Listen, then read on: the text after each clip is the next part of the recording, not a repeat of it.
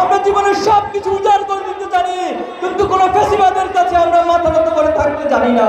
আগামী দিনে ফ্যাসিবাদ মুক্ত বাংলাদেশ নির্মাণের জন্য ওনার গুরুত্বপূর্ণ পরামর্শ দিক নির্দেশনা এই প্রজন্মের অনেক বেশি প্রয়োজন।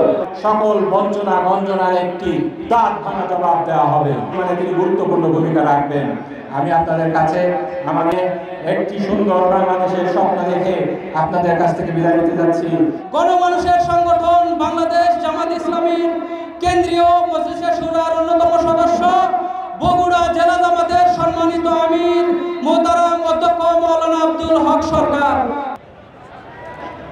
আন্তর্জাতিক সবাই বন্ধুগণ, বগুড়ার 7টি আসন বগুড়া জেলার আপনাদের খাদেম হিসেবে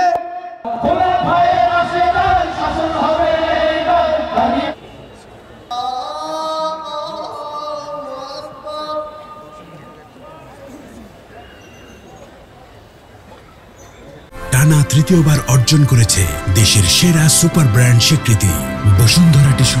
ইসলামী আন্দোলনের ধর্ম সহযোগিতা করা দরকারি মিডিয়া ব্যক্তিত্ব নেতৃবৃন্দ জনগণ আলহামদুলিল্লাহি রাব্বিল আলামিন। আমি বিশেষভাবে দোয়া করছি বাংলাদেশের 3 বারের সাবেক প্রধানমন্ত্রী আপসহীন নেত্রী হিসেবে যিনি পরিচিত, যার দূরদর্শী নেতৃত্বের কারণে বিএনপি এক অগ্রযাত্রায় সামিল হয়েছিল।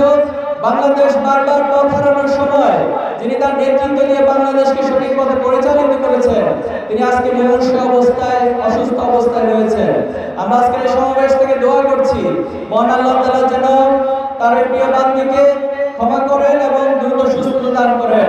আমরা বিশ্বাস করি যে নতুন বাংলাদেশ বিনির্মাণের স্বপ্ন যুব সমাজ ছাত্র সমাজ দেখছে। আগামী দিনে ফ্যাসিবাদ মুক্ত বাংলাদেশ নির্মাণের জন্য ওনার গুরুত্বপূর্ণ পরামর্শ দিক নির্দেশনা এই প্রজন্মের অনেক বেশি প্রয়োজন। জুলাই এবং আগস্টের পর এই প্রজন্ম আমরা স্বপ্ন দেখেছিলাম যে বাংলাদেশের রাজনীতিতে একটি গুণগত পরিবর্তন হবে।